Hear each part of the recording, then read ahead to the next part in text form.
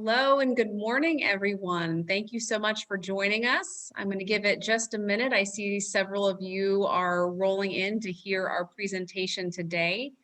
Thank you for taking your time on this beautiful Friday to join us for our third of 5 in the We and PD series. I see several of you are still rolling in, so I'm going to give it just another minute.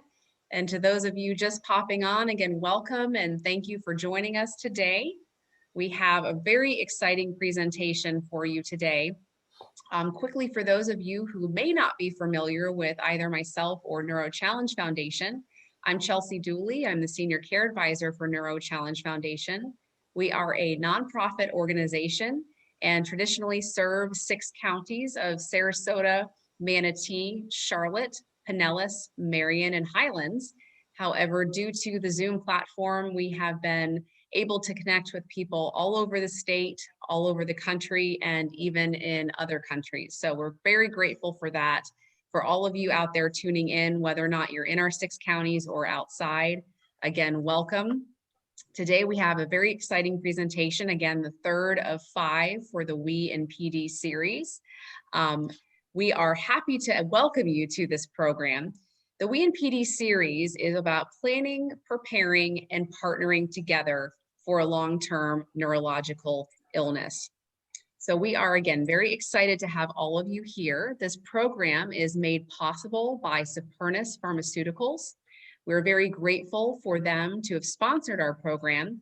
And with Neuro Challenge Foundation, all of our programs, care advising, support groups, education, and therapeutic programs are all free of charge to our community. This series is a little bit different than several of our other educational programs. And the reason behind that is that several of our Neuro Challenge Foundation caregivers put their heads together to come up with topics that are pertinent to the care partner journey through Parkinson's. 18 of them, in fact, put their heads together to contribute to a report all about their findings. And together, they have over 225 collective years of caregiving experience. And the folks that we have doing these presentations, offering their time to connect with all of us, are the experts in the fields that our care partners most want to hear about. So we thank them for their thought, for their time to put this all together for us. And today we have the pleasure of having Leo Boisvert here to join us to talk about all of the financial planning for long-term illness that we all have questions about. I will not formally introduce him. I will let Kim Langenbach do that, but I just wanted to share a quick bio for Leo and again, thank him for being here. At the conclusion of the program, there will be some Q&A time. So if any of you throughout Leo's presentation have a question for him, down at the bottom there, you'll see both a Q&A box and a chat box. The chat, you can write down, you can send me a message if you're having any issues with technology, with sound, etc., seeing the slides. The Q&A is where you would write a question that you would like to direct to Leo. And at the end, you will have time to hear his answers to those. We also will have, at the conclusion of the program, my fellow care advisor, Stacy Carlin, back to introduce you to some of the ways in which the care advising team in Neuro Challenge can help you implement all of the strategies that Leo is going to talk about today. So without further ado, I would like to, it's my pleasure, in fact, to introduce Kim Langenbach, who is one of our care partners who has put this presentation together and is going to introduce our speaker for you today. Welcome, Thanks. Kim. Thanks, Chelsea. I'm Kim Langenbach, as Chelsea indicated, and I'm caregiver to my husband, Cliff. He was unfortunately misdiagnosed 35 years ago with atypical multiple sclerosis, as there was little known about early onset PD at the time. It has been a long and sometimes difficult journey, and it would really have been helpful to have this type of programming available and an organization like Neuro Challenge to rely on. There's no one better to make the case for financial planning, especially for a long-term illness, than Leo Boisvert, locally known as the investment doctor. Mr. Boisvert is the Senior Managing Partner and Chief Financial Strategist at Private Wealth Consultants here in Fort Myers, Florida. He's a national speaker, lecturer, adjunct professor of business and economics. In addition to numerous awards and licenses, Mr. Boisvert is one of only 5,000 worldwide to hold the designation of Certified Investment Management Analyst, and it is my great pleasure to welcome Leo Boisvert. Well, thank you, Kim. Boy, I have to live up to all that. That's great. Well, thank you all for being here today. This is a topic that's near and dear. I've known Kim for years and have worked with her and her husband. And I also had family members who have been in different types of nursing home situations, as well as other type of long-term illnesses. So this is near and dear to my heart. Financial planning is one of those things that people tend to either enjoy or not enjoy. And I'm going to try to take a cloudy subject and kind of create some clear skies for you when we're talking about how to deal with financial planning and long-term illnesses. Now, for those of you who heard my name, I don't know whether you can see it on the screen. It says Leo, and it's pronounced Boisvert. Now, Boisvert is one of those French words that people either understand from either having French in high school or college, but I'm going to phonetically spell it for you. So it's B-W-A-V-A-R, Boisvert. It means actually greenwood, because vert is green, bois is woods. You switch it around, so it's greenwood. But an easy way to remember that is Boisvert rhymes with no hair, okay? So if you call up to the office, you can always remember, if you say Leo, that's fine, they know who I am. I'm the only Leo here in the office. So we're going to talk a little bit about finance, but I'm going to get into it in a different way and talk about what really are the things that I find over all the years that I've been in the business. And I've been doing this just past 1989 to today. And, over the years, I found that there's certain things that rhyme true year in and year out. And the three most pressing concerns that I found dealing with older Americans, the first one is this: health. You understand it because, again, you have a spouse or a family member, and health is a big issue. And so if you don't have health, a lot of other things don't in the financial world really matter to you. But when you get to the second pressing concern, it's wealth. And they go together. The reason they go together is because if you have your health and you don't have wealth, life is a little stressful. If you have wealth and you don't have your health, wealth doesn't mean anything. So they really do go together, and you have to look at them in the same way. It has to be a holistic joining of health and wealth to make sure that things are taken care of, not just for you, but your spouse and your family. Now, the third one was kind of interesting, and it's changed over time, but it was dying with dignity. That was last year. And I think it makes sense because of COVID and the things that are happening, but even just generally, and I can give you the example that I have of my father who was in a hospital. We had to move him to hospice. He died on the way to hospice in the ambulance, which I don't think was a very dignified way to die. But everybody always looks at it and says, okay, how do I take care of myself and my family with all the things that are going on prior to my death? And again, death is a hard thing to talk about, but it's a topic that has to be discussed when we talk about finance. And when we look at true wealth, and again, this is over time that I've had, I came up with a definition that I think really talks about what true wealth is. And it's this: it's the absence of financial worry. Nobody wants to worry about their finances. I don't think I've ever met anybody that wants to really sit down and worry every day about it. An income you don't outlive, which makes sense because, again, you have to keep up your standard of living. And then a meaningful legacy to those who you love. Now, again, you could maybe want to switch them around. I'm going to tell you that the first one really should be income that you don't outlive, and then the absence of financial worry. The last is the legacy. Again, whatever left over will go to the family, but it shouldn't be the primary thing that you think about. It really should be taking care of yourself and your spouse first. I always tell my kids this. I have a 25-year-old and a 23-year-old, and we always talk about financial planning. Again, I'm a financial planner, so they've been inundated with all the things about financial planning and wealth. And I told them, I said, here's the great news. I said, there's a hierarchy of wealth in our family. I said, the first thing is going to be take care of your mother and I, right? Because that's the main thing that the wealth was built up for. And kids, by the way, whatever's left over, if anything, you get. And they understand that, but you have to have that conversation with them. Now, when we look at the three most important assets, if those are the three most important things in people's lives, the first one is your life, of course. That's an asset. The second one is your home. That's the biggest thing that you buy in your life. And the third one is money. But when we look at these three, the problem is we tend to insure our life, we tend to insure our home, but we don't do anything to protect our money.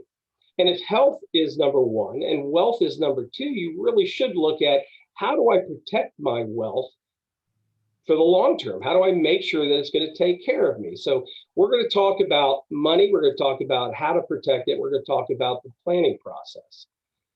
The asset scenarios that I like to talk about also, or there's three of those also.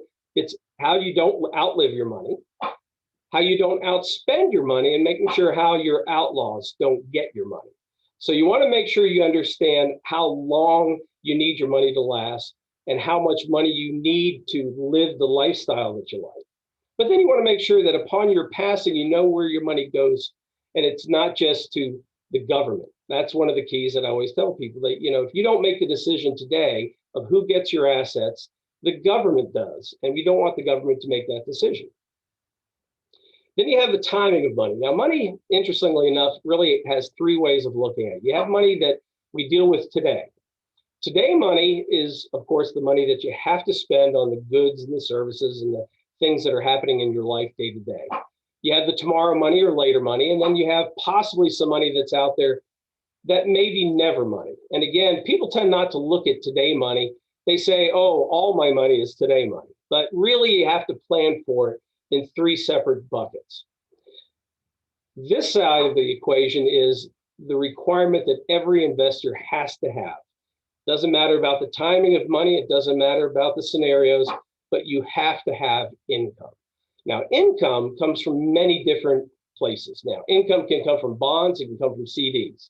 It can come from capital gains. It can come from growth.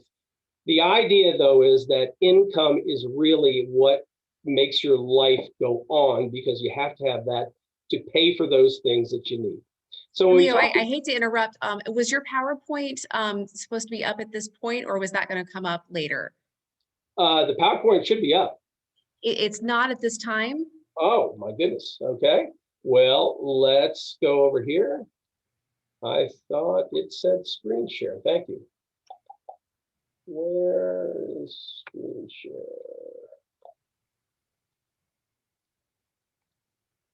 Are we on now? There it goes. I wish you would have told me earlier. That's okay. I didn't get through too many screens. So we're on the screen now. Everybody with me? Yes. Okay, I'm going back to the beginning. No, just easy.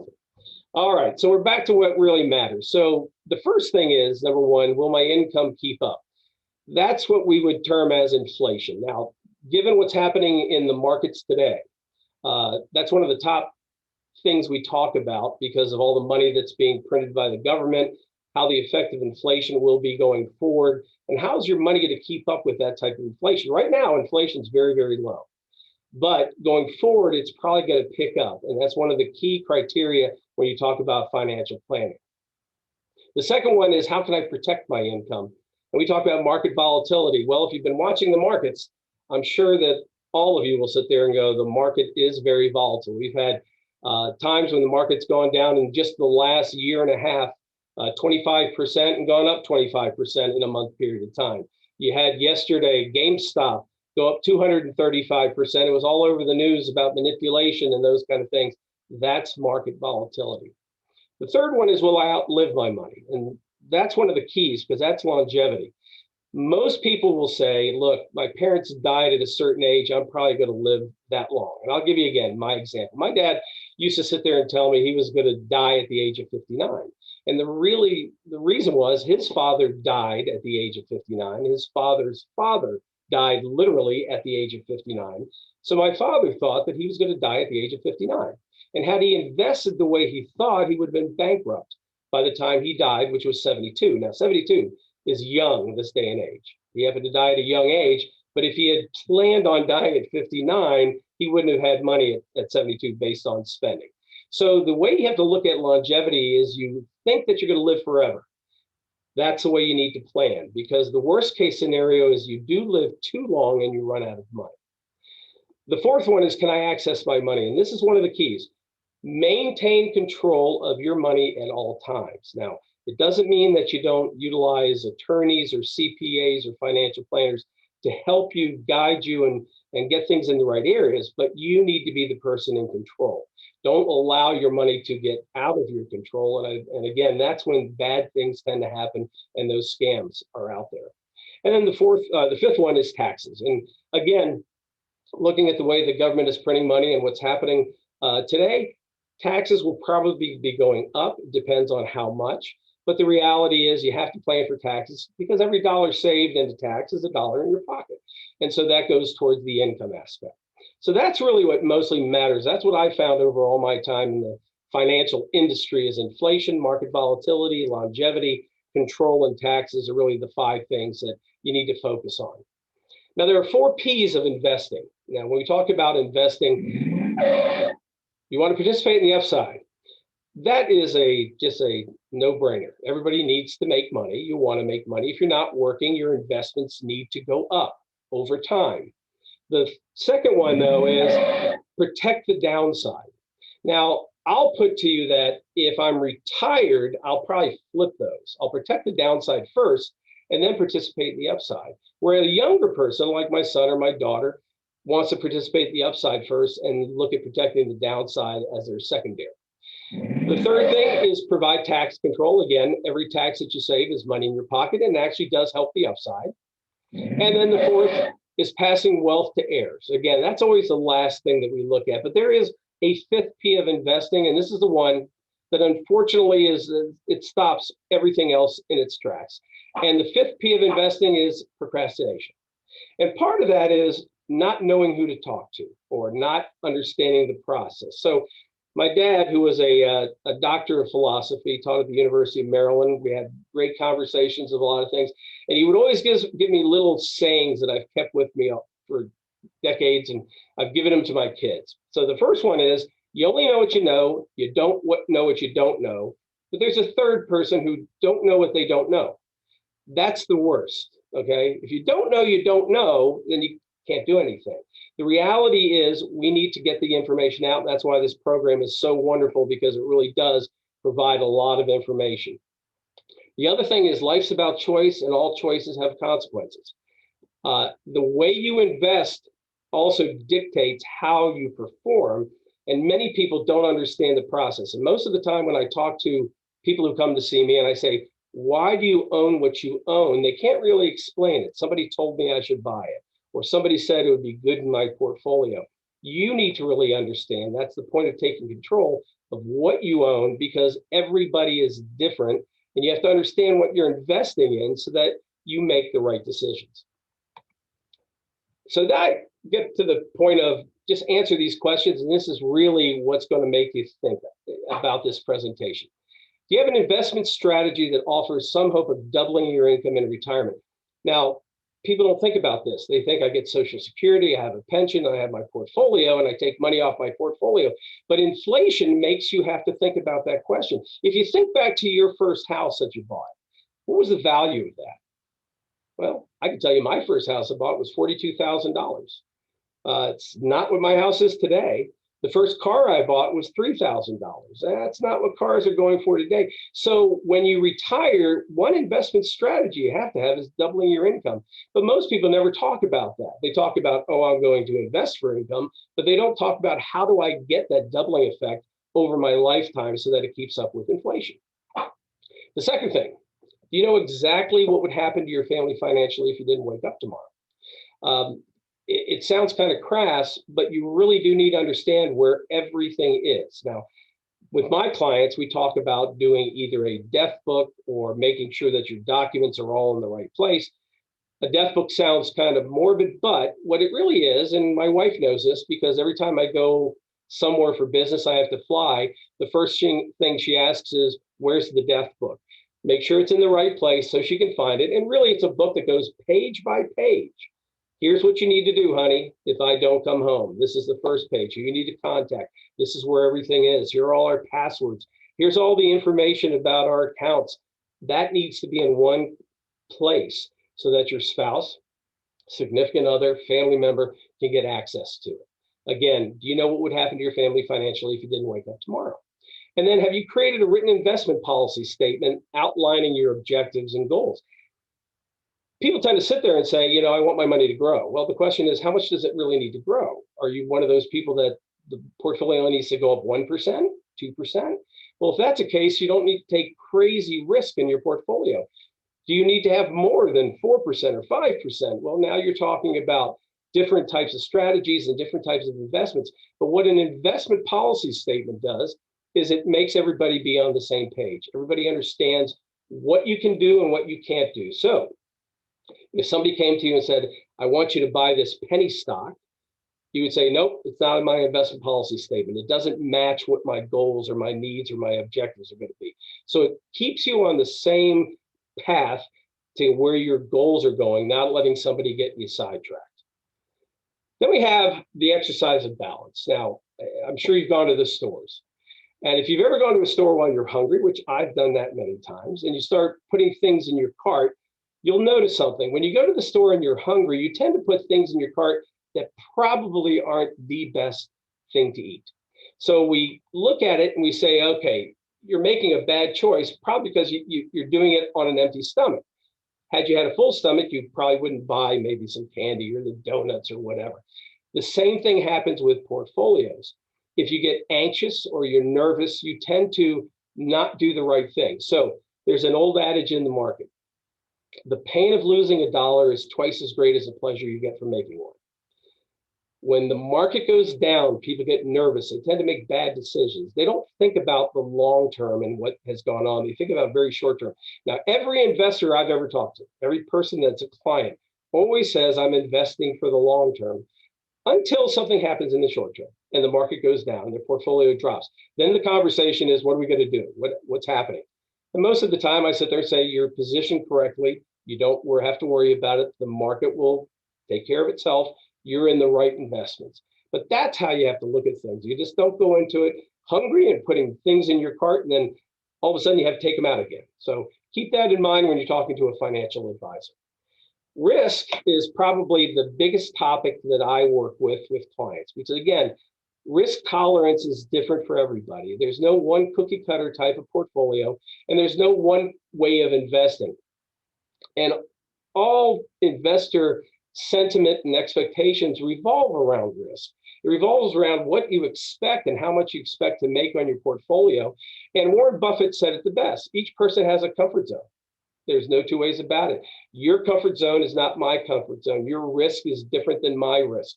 My risk right now is I have a daughter in school that I have to pay for. So I have to keep that portion of my portfolio growing at a certain rate, where another portion for retirement can grow at a different rate, where my food portion is at a different rate. So everybody's different when it comes to their risk.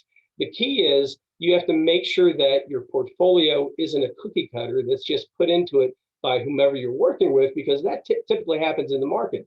They get you in as a client, and then all of a sudden they say, here's our portfolio for a moderate person or for an aggressive person.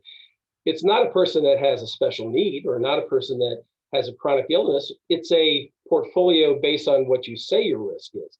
So when you have a chronic illness, that changes the whole process, where you now have to talk about what could happen, and you have to plan for the probabilities of those things. So we look at investment risk in a lot of different categories. You know, people think of risk as being the market. Well, actually, you have liquidity. Can I get to my money? You have concentration, too much in the same stuff. You know, people buy Amazon and they say, wow, I wish I would have kept Amazon. I'd be rich today. But Amazon has gone up and gone down like anything else. So you want to make sure you're diversified. You have reinvestment risk, inflation risk, longevity risk.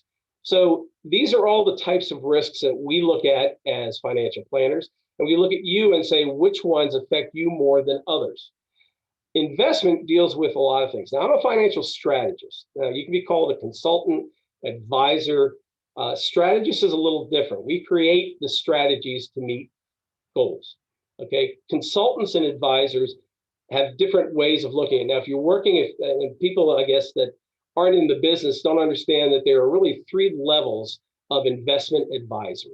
Okay, so you have the investment advisors that we call wirehouses. Those are the Merrill Lynches of the world, the UBSs of the world. You have regional or banks, of course, Bank of America, Third Federal, almost every bank has investment advisors. You have independent, like me, who we're not bound to anybody, but we run through a group so that we have brokerage accounts. My clearing company is Fidelity, but I own the business, I run the business. So those are the three ways that you work with people. Typically, wirehouses have their own packages. They have contracts with mutual funds and different things. So they tend to use those things. Regional, same type of thing, whether it's banking, they have their platform and the list of menu that they buy. Independent can do pretty much everything within the market that's available for investing, that are legal, of course, and that are out there for people. So you have to measure what you're getting with the advisory that you get also. Financial success, as any kind of success in life, it's not about perfection. You can't be perfect at everything, but it's about direction and maintaining the direction. That's a key. If you've ever gone hiking, I love to hike. You'll come to crossroads, where you can take this path or this path. One may be a 12-mile hike, one may be a 3-mile hike. At the end, you get to the end location. But depending on, do you want to have a hard hike or an easier hike? So that's the direction that you have. You have to understand where you're going, and in order to get there, you have to build those financial building blocks to get you towards your end goal.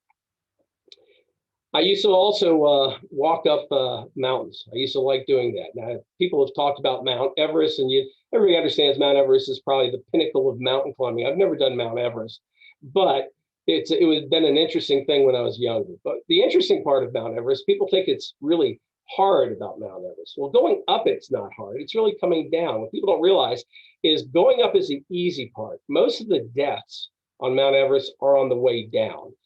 Interestingly enough, 20 have died going up, 90 have died coming down. So the reason I say that is the market is just like that. Winning is not what you have. You strive to not lose. So the idea is the downside is what you have to protect. Just like I talked about before, participate in the upside, protect the downside. When you're coming down, it's the market dropping that really is the protection that you need, not the market going up. Going up, everything rises. Dropping, some people drop more than others. So the key is protect the downside, but also participate in the upside. Let me talk a little bit about the markets, not much, only because I think people are pretty much acclimated to the markets. We've had a lot of downs in the market, and people think, oh, it's different this time. We had this big drop in March because of COVID. The market dropped 33.9%, literally in a month, but it also went up 33.9% in a month, and it's done that many times. The market literally is a stair step. It's like having a yo-yo. You do a yo-yo, but you walk up stairs. So when I look at people, I say, what year were you born? I was born in 1959. Well, the market has never touched where it was in 1959 to today. It's gone up. Now, there are certain time periods it's gone up and come down, but it always has risen, just like with a yo-yo, over time going up the stairs. One thing I do like to show is this composite, which talks about these gray lines, which are recessions. We've had a lot of recessions, but what's interesting is this global slowdown, which started in February, the end of February, the market went down 33.9, like I said, took 1 month to come back up, okay? In March 2000, which was different, that was the dot-com bubble, the market went down 49% and took 30 months to go back up, okay? So although the markets have gone down, and they've gone down significantly over time, what we're finding is the larger drops are going up faster, so it's a V shape rather than a U shape or a K shape or a W. And that's where you have to look at the markets and believe, and again, this is one of the things, in what the market does and how asset allocation works. Again, talking about the stair step, we've seen all these different times when you had the New Deal and then the post-war boom. And remember when interest rates were at 18%, and then we had that big boom, and then we had the tech boom that the market went up dramatically, and then it busted. And here we are again going up.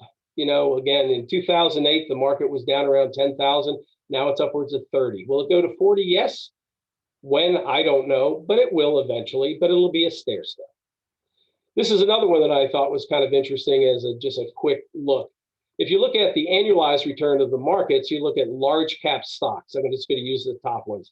This is what the average returns have been over a 10-year period. But what's interesting is value. This is since the peak of 2020. Value hasn't done very well here lately. Growth has been the big thing. That's the Amazons and Microsofts, the FANGs is what we call them, the Googles and Netflix. But the value stocks, the steady eddies, the one who paid dividends, haven't done very well. But what's interesting is when the market dropped, the value stocks went up 64%. They didn't drop as much as the growth stocks, but look what happened to the growth. They went up 84%. So whether it's value or growth, whether it's mid-cap, small-cap blend, what it shows you is that by having a mix of all these different types of investments and not getting concentrated, you spread the risk out over all these different asset classes. And so that's what benefits pretty much portfolio optimization is what we call it. Currently, the biggest movers are the online retailers, Shopify, Amazon, Etsy, Overstock.com, Wayfair. Of course, with COVID, we're staying home, we're buying, things are coming in, and chances are that's going to stay the way it is. So we look at all the different sectors also. We talk about the markets, not just large cap, mid cap, and small cap, but also the specific sectors and how they're doing. This is really the bottom line slide that I like. This is what we call the Calend chart of returns. It's kind of like the chemistry chart. If you ever took chemistry, the periodic table of elements, this is the same thing. It shows you what's done well over time. So last year in 2020, if you can see where my cursor is, small cap stocks were the best performers. The year before that in 2019, large cap stocks were the best performers. The year before that in 2018, guess what? Cash was the best performer. So when you look at it, you say, gee, would I buy small caps in 2018? They're down 11%. Well, yes, you should. But what you should do is you should have sold some that you made in 2016 and sold some of your gain in 2017 and bought some of the other things. And that way you were balancing. So what we do is we look at what we call an asset allocated portfolio, which is this all the white boxes with the lines. That's a mixture of all these different things. And what you'll find is, although large cap in 2019 went up 31, an asset allocated portfolio, which had all the different investments, went up 19. Again, in 2020, you go, gee, I wish I was all in small caps, but the portfolio of an asset allocated portfolio did 10. The key is you don't want to be stuck down in these bottom sections here where you have most of your money and you get caught, like in commodities or gold or real estate. There have been times when real estate has been phenomenal and other times back in 2008 when it wasn't. So you have to be asset allocated. You have to understand your mix for your particular situation. This is also another slide that I like. In a one-year period, there's a lot of volatility. People understand that. What they don't realize is that over a 20-year rolling period, there's virtually no volatility when you have an asset allocated portfolio. The key is, how long do you need your money for? Well, do you need it just for a year? Do you need 2 years, 3 years, 5 years? How long does it have to last? I know that over a 20-year rolling period and longer, the markets have been fine. The average individual, though, focuses on this 1 year, where it goes up 47 and down 39. The key is to focus on the longer term and not focus on the shorter term. So we'll get to financial planning, cash flow, budgeting. This is where we talk about the financial physical, the health, the wealth. You go in and get looked at by your doctor, and sometimes you get second opinions. The same thing happens with finance. You have your financial physical, making sure what you're doing today is what you're doing, but it would be good always to have a second opinion. Now, there's a lot of ways to get to the end result when you talk about financial planning. A lot of different investments out there. There are things that you don't even know about that can get you to your end result, but the reality is you don't know because you don't know about them. Remember, that's that person who doesn't know they don't know. So the key about financial physical is to get out there and see if there's other things available that you may not know about that could benefit your situation. Income, as I was talking before, is one of the biggest areas that I deal with, how people make sure that they get their income. 39% of the population gets their income from Social Security and retirement, 27% is from earnings, and then 20% from qualified plans and assets. That's a basic retiree's portfolio right there. When we talk about other income, this diversified portfolio, which is your cash, because up here, when you talk about reliable or guaranteed income, you get your pension, Social Security, the portfolio is what helps with the other essential expenses. So you have to, this portfolio is very, very important because that's where you can actually increase your income streams that are guaranteed. So you have the difference between a guaranteed income stream and a passive income stream. One of the things that we do for all clients when they first become a client is a gap analysis. And a gap analysis is really your budget, what you're spending on, which again, in retirement, some people don't quite do a budget. They kind of have a budget, but then I go out to eat a lot. And they don't look at that as really, it's okay, we're going to go out and eat. They don't put it as a budget line item. You really do need to know what your budget is. And what we do is we put everything in a budget, your total expenses, your discretionary expenses, and then we talk about all your income sources. We add those together, and then we come up with what your income gap is. Now, what's good about that, knowing what your gap is, if you have a gap of income of, let's say, you need an extra $3,000 a month over and above what you have, and your nest egg is $1 million, okay? That means your $1 million has to generate $3,000 a month or $36,000 a year, and that $36,000 a year is 3.6% of $1 million. So that's what you have to make your portfolio garner from dividends and distributions to get you to that point. So that income gap analysis actually helps determine what you invest in and the type of risk you take. And most people don't do this, but you really should. When we get to the other portion is withdrawal rate ratios, and that's going to be over time as your healthcare expenses go up. Are you supplementing that with the gap income analysis? Because again, as we get older, our healthcare expenses go up. When you have a chronic illness, healthcare expenses go up. So that has to be covered within that gap of income. I did have somebody ask me why you should live in Florida, or what's Florida, you're here. Should you stay in Florida? If you have to go to a nursing home, should you be closer to family?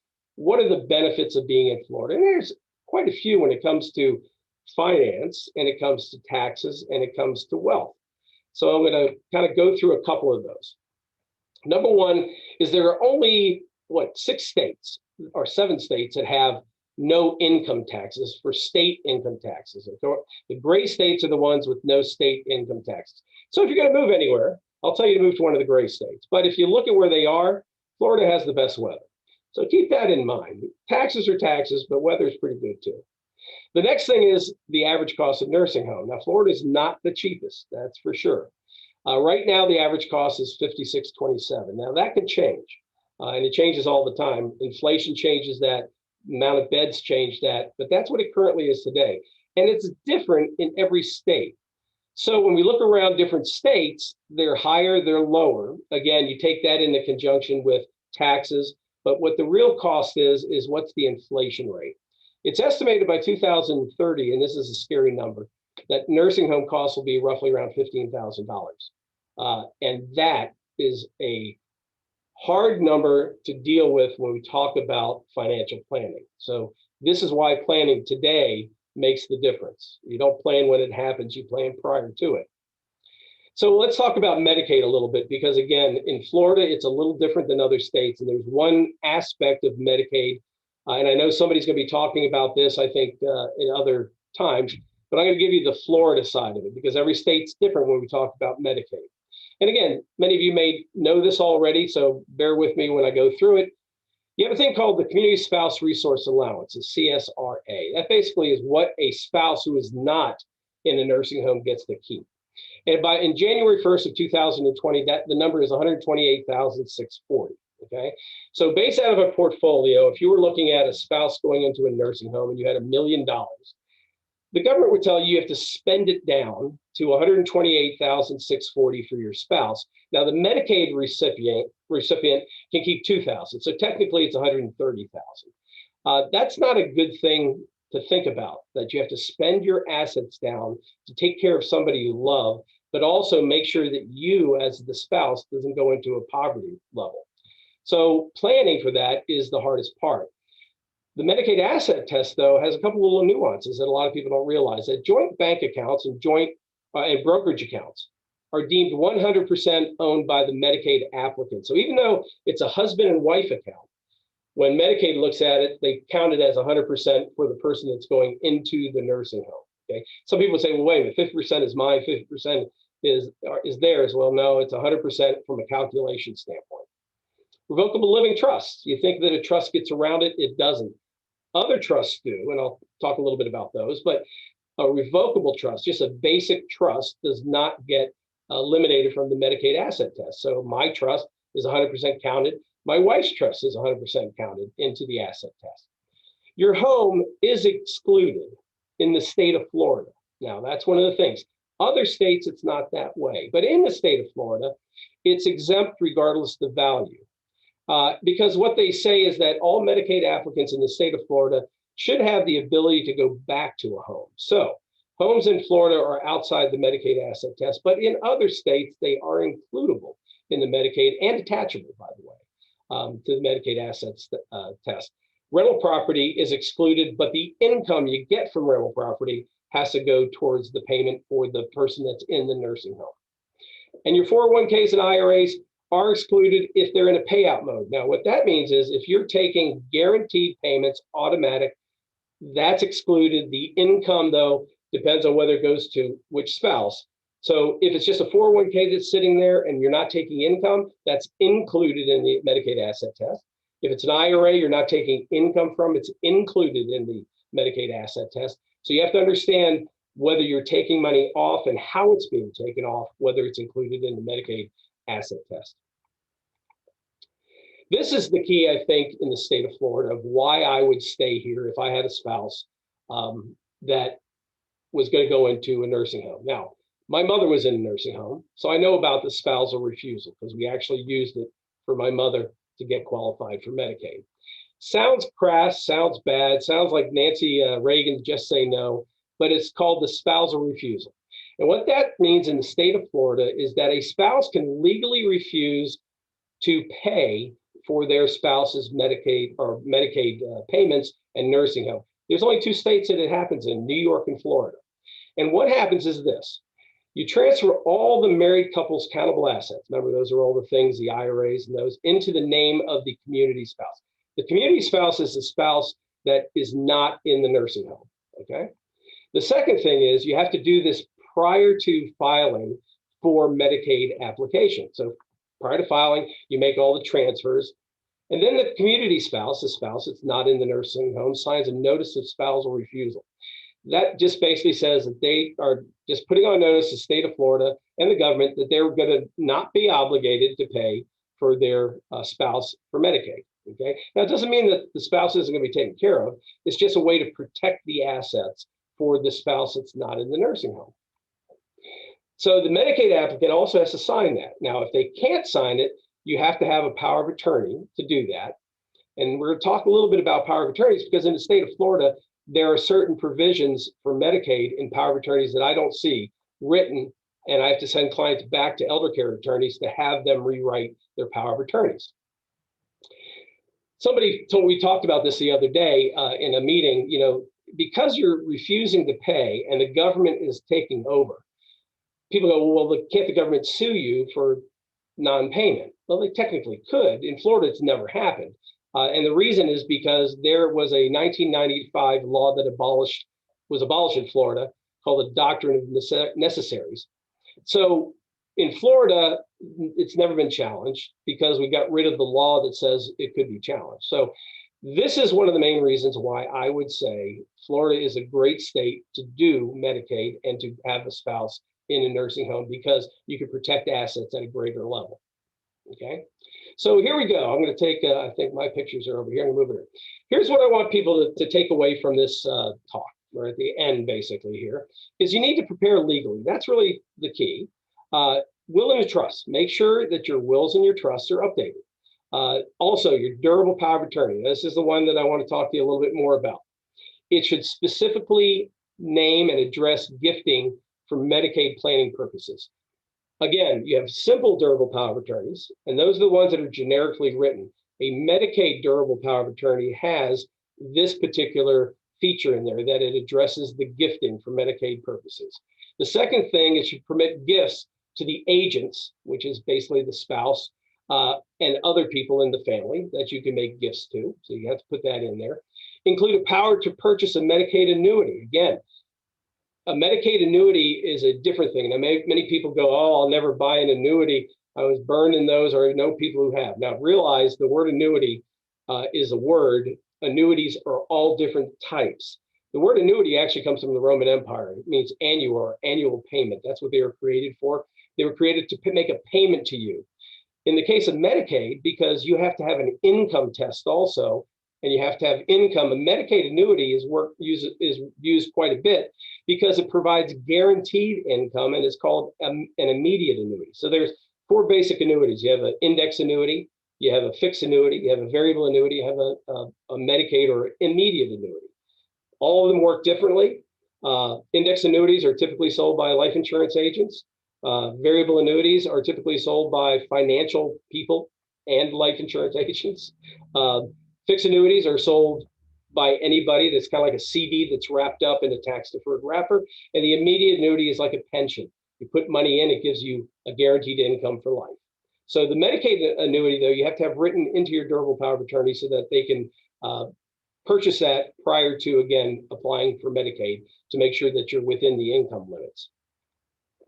And then if, again, you should have more than one successor or backup in the plan. Make sure it's not just your spouse. It could be your children, it could be a third party. Matter of fact, on my trust, I have a third party trustee. I don't have my children as my trustee should my wife and I pass away. That way they don't have to argue about it. It's all done. So that's another thing you want to think about.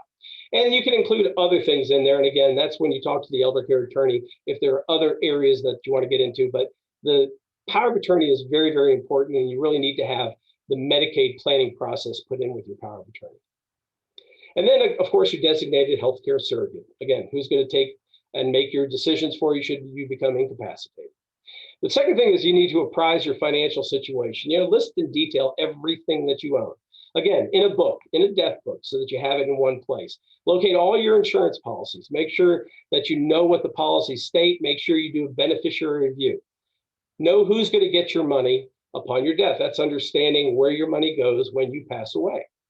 And then you do the income gap analysis. Make sure you understand what you need to facilitate all your planning. And then budget. Have a budget. Make sure you understand your budget. And finally, prepare. Just keep preparing. Everything changes. It doesn't say stagnant. You should be meeting with a financial person at least once a year to review your plan, make sure that everything's correct. One of the biggest downfalls is that people do their portfolios and they forget to talk about them, or they do them themselves and they don't monitor them, So make sure that you do meetings at least once a year, preferably once a quarter, or at least talk to somebody once a quarter, but that's really the way you would prepare for that. Gather all your legal documents, make sure they're in one place, or make sure that you have a couple of copies and give them to other people. Prepare a detailed list of everything you own that's valuable. Also, who owns that? So I'll give you an example of that. My daughter, I collect sports memorabilia, and my daughter is an athlete. She loves all that stuff. Well, all that is earmarked for her, and I have to list that those are her things. I'm just happy to keep them in my office, but upon my death, they're hers. That's what you want to do with your valuables, I should say. And your healthcare team. Make sure that your healthcare team has a copy of all your information, your will, your power of attorney, and your designated health surrogate. Finally, have all your insurance policies in one place. Make sure they're not in different areas, because one of the things that happened with my father, he passed away. We thought we had all his insurance policies, but there was one that he did not have with everything that I didn't even know about, which means I had to reopen the estate after he passed away, after we closed it, to have that policy come in, and then had to do the taxes again. So get everything in one place so that it's all coordinated. Then we got prepare a current list of beneficiaries and what we call successor beneficiaries, grandchildren. There's two words, per capita and per stirpes. Per capita means that it stays within your family. Per stirpes means it's lineage. That always gets mistaken. So I'll give you the example that I have again with my family. I have a sister that doesn't have any children. Then myself, I have children. My IRA goes to my children first per stirpes. So it means that if my children have children and they die, it would go to them in the lineage, okay? If I were to die and my children predeceased me and I left my money to my family, that portion goes to my sister per capita, which means she's a sibling. It goes to her. So lineage is per stirpes, that's with children and grandchildren. siblings or per capita. Then we're going to go to the next one, which is build your financial care team. And this is one where, a lot of people have a hard time bringing people in. Trust is a big deal. That is probably the biggest part of my profession. It's not doing the financial planning. It's building the relationship of trust and working with somebody over years. You should have a financial person who is your quarterback. And again, you're the owner of the team. You're the CEO of the company. It's you incorporated. So you hire and put people around you. CEOs don't do everything. They bring in experts in all the different areas. So you want to have a financial person. Let them be your quarterback. They're the ones who coordinate everything. I prefer, and this is me, designations that are what we call registered or certified. Either a certified investment management analyst or a certified financial planner. Two different types of certifications. Certified investment management analyst deals with portfolio performance measurement and evaluation. A certified, and they're more like a specialist. A certified financial planner is more like a generalist. So it's like having your brain surgeon and your general practitioner together. That's good to have within your financial planning portion of the group. The next one is your accountant. Again, I prefer a CPA. And then you have your attorney. And again, I prefer one who does elder law. One thing that was interesting, I did find this out when I talked to people, a lot of lawyers put elder law in their list of things that they do.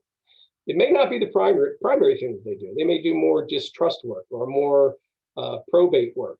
You want to find somebody who's doing more elder law work. That's the key, because elder law changes quite a bit. You got to keep up with it. So you want somebody who is a specialist in elder law, not just a generalist in all the different things in law that they can do. So the bottom line is this: tailor an investment plan that is just for you, your circumstances, not anybody else's, no generalized assumptions. Do it just for you. The next thing is answer these questions again. Number one is, do you have an investment strategy that offers some hope of tripling your income while you're retired? Now, I'm using tripling now, not doubling. It depends on when you start.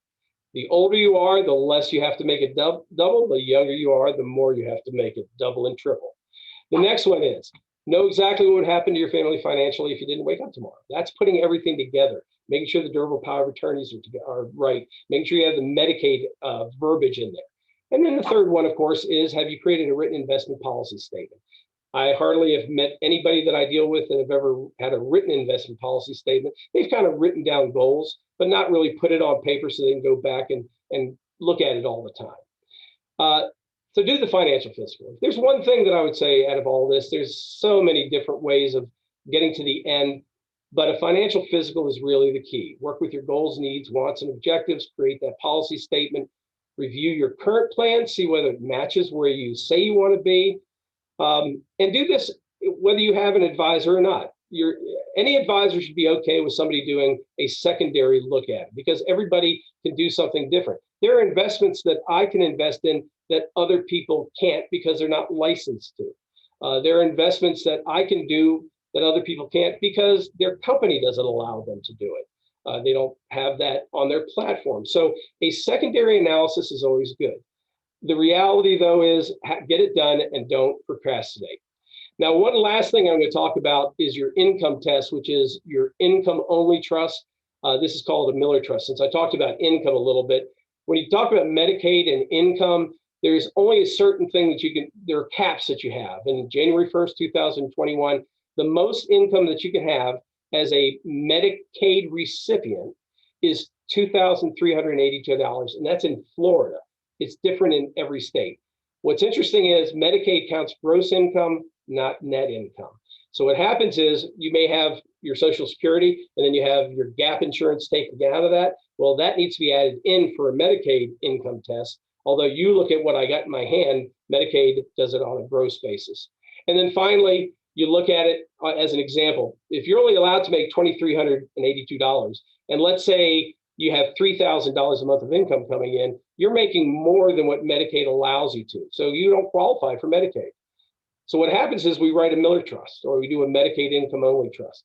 And basically we make it so that your income is less than what Medicaid would qualify for. And the Medicaid or Miller Trust pays the difference out of the trust. So it gets you qualified if you make too much income. so that you meet these income limits. Again, that's just something that goes in for the Medicaid aspect of it, but you need to understand that. So from that standpoint, I thank you. I can answer any questions that somebody has. Wonderful. Thank you so much for all of that information. It's a lot to take in, but It absolutely is. fantastic information.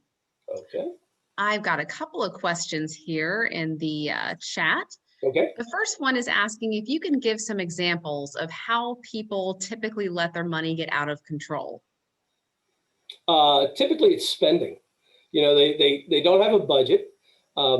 They don't put on paper what they're spending, and they get overdrawn or extended too much. I mean, that's always the way it seems to me. It's always the spending aspect of it.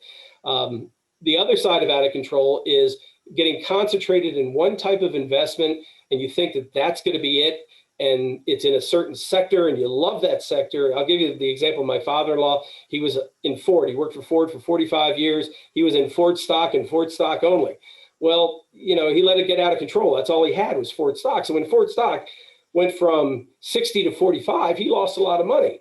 Luckily, we got him out of Ford stock. And when it went down to 7, he didn't lose. But those are the ways that people get out of whack and out of control, is either through spending or concentrating their money into the wrong areas of the market and not being nimble enough to move between. Great, thank you. And this one, I'm just going to go ahead and read it verbatim. I'm not quite sure what it's asking, but you can probably make some sense of it. When you're in retirement and older, how do you define long-term, i.e. number of years, and investing for the long term versus when you are young and looking at 20 to 30 years, so that when you're in retirement, are you really looking at the short term, 10 years or less? Okay. Actually, that's a great question. So I'll give you the example. So if you're in retirement, let's use somebody who is 70 years old, because people tend to think that's when I can take the largest amount of Social Security. You know, if you think about it, if you're 70, just based on the numbers from the CDC and from the government, your living expectations are like 79. For men, I think it's like 80 for women. So you would sit there and go, oh, I don't need to take any risk in the market, or I don't need to grow my money. I have it. And that's pretty much where it is. But when you look at the age of 70, what happens if you live to the age of 90?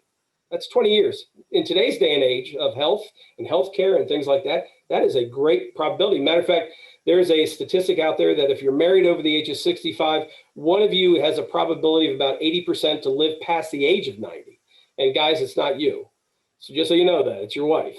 So the reality is that even if you're 70 and you look out 20 years, you could be in retirement as long as you worked. If you think about it, again, you work 20, 25 years. Well, if you're 70 and you live to 90, that's 20. If you live longer than that, that could be as long as you were in work. Whereas a person that's 30, you know, is looking out to the age of 90. Okay, that is really long term. But even at the age of 70, 20 years is long term. 5 years is short term, just so you know.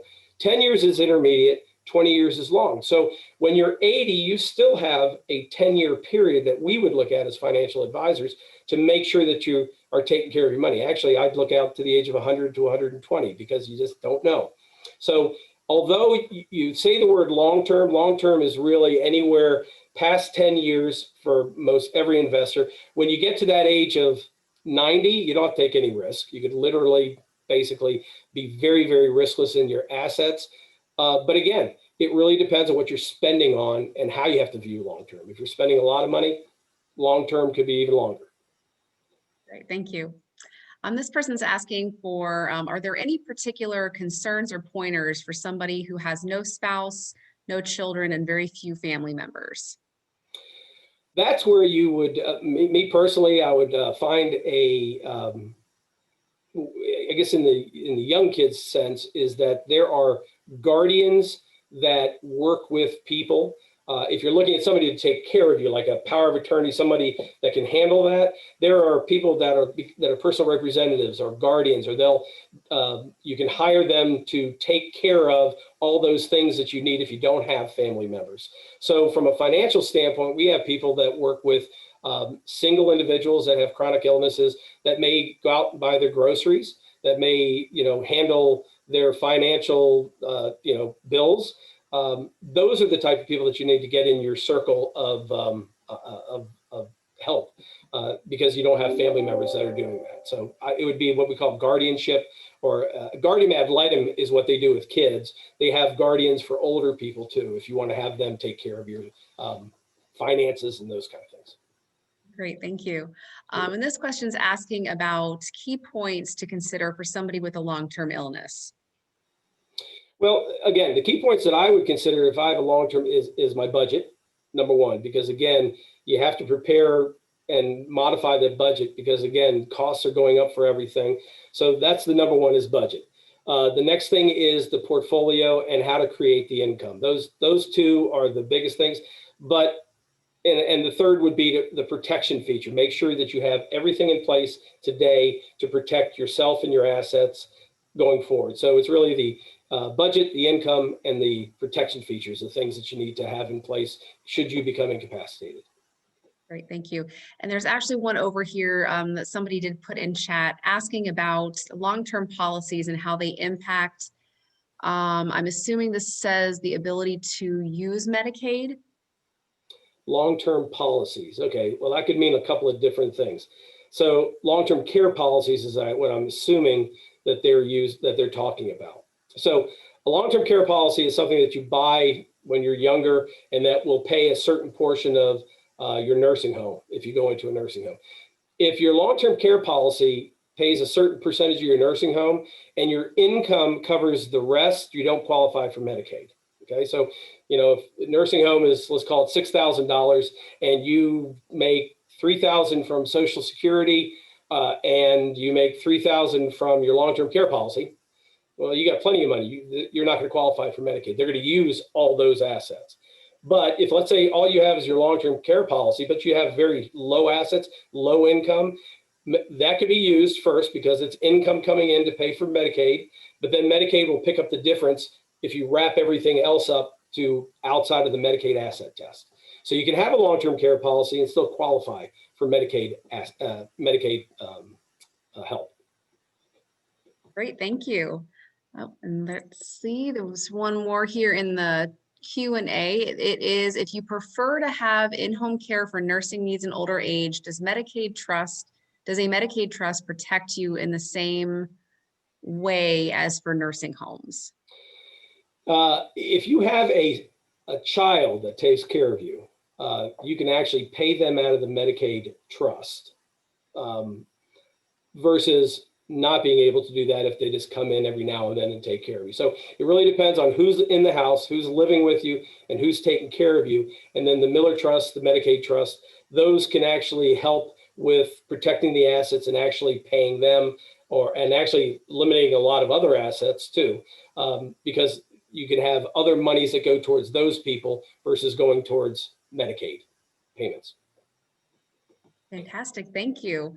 Well, those are all the questions we have. And again, Leo, we thank you so very much for all this information. It is so incredibly helpful for anyone who wants to get in touch with Leo. We have his information, and I will turn it over now to my fellow care advisor, Stacy Carlin, who is going to tell you a little bit more about ways that we have for you to help follow through with all of this wonderful advice that we've gotten here today through Leo.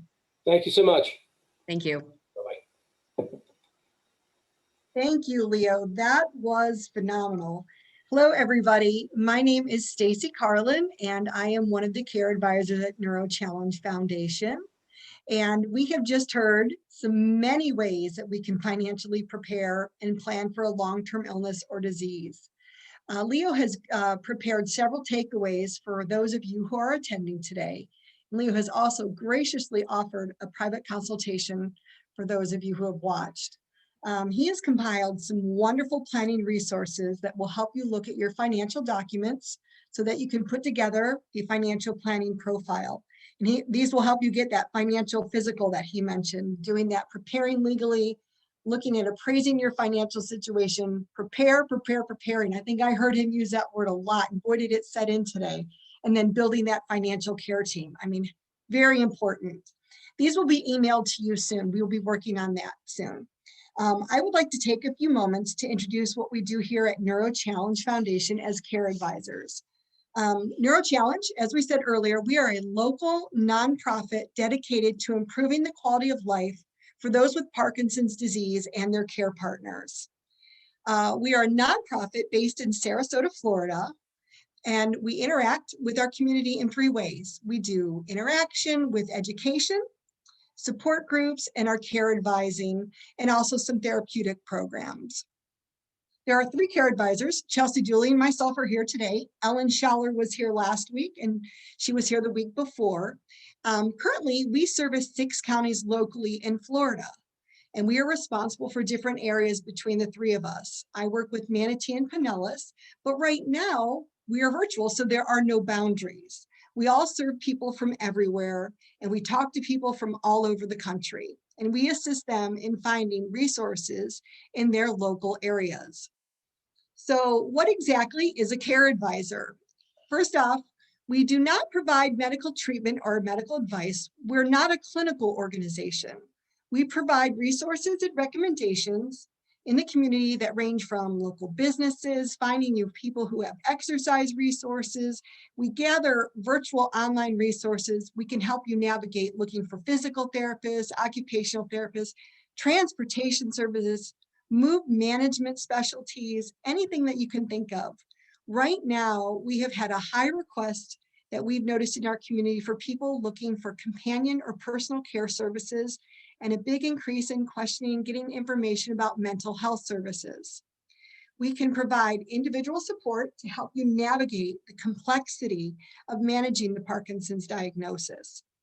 We can help explain and about some of the motor and non-motor symptoms of the disease and how they can impact your everyday life or stresses that can result from that.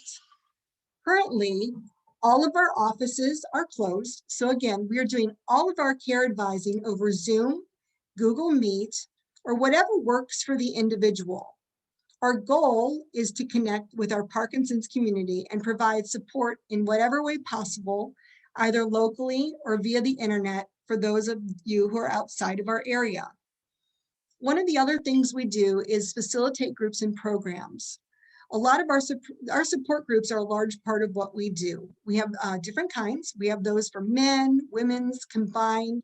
We have care partner groups, and we also have a power hour for people with Parkinson's. Thursday mornings, while we're in this virtual little bubble, have become our care partner group, and we offer that at 10 a.m. And then our power hour for people with Parkinson's, we offer that at 11:30 a.m., and that's every Thursday. So we encourage you all to check those programs out. You can find our programs calendar online at neurochallenge.org, and that will help you get to that. We also do facilitate therapeutic and other educational programs. An example of some of our therapeutic programs are that we have dancing and yoga, a creative writing arts program, as well as a Laugh to Feel Good, which is an improvisational program to just get rid of the heavy and just be fun. Some of the educational things we've done recently is not only are we having this wonderful We in PD series that our community has also partaken in, but we have had a mental health service series and a complementary series. Again, all of our programs are virtual, and we are doing over 50 monthly programs, all of them free of charge. They're free of charge due to the great donors that we have. We know many of you are individual donors to NeuroChallenge, and you keep coming back to our programs, and we are very appreciative of that. We also have community partnerships, and then our virtual sponsors. Again, all of our services are free of charge. To contact us, you can see our contact information there at 941-926-6413. You can email us at info@neurochallenge.org or check out our website at neurochallenge.org. And I really hope you all got a lot from today, because I most certainly did too. Great. Thank you so much, Stacy. And yes, please do contact us. Again, we talk to folks not just in our service areas of the 6 counties, but all over. So I'll reiterate again that it's all free of charge. We hope to see all of you come back and join us for the next 2 sessions of the We in PD series. Just to address a couple of you have asked about the PowerPoints and if we will be recording. We have recorded today's session. Those will be available on our website in just a couple of weeks. So just to answer your question about that. So thank you so much for everyone for your time today, for joining us. We sincerely hope that every one of you will join us for our next 2 sessions. And if you have any questions, thoughts, or need a little bit more direction, please give us a call at Neuro Challenge to speak to your care advisor. Thank you, everyone, and have a wonderful afternoon.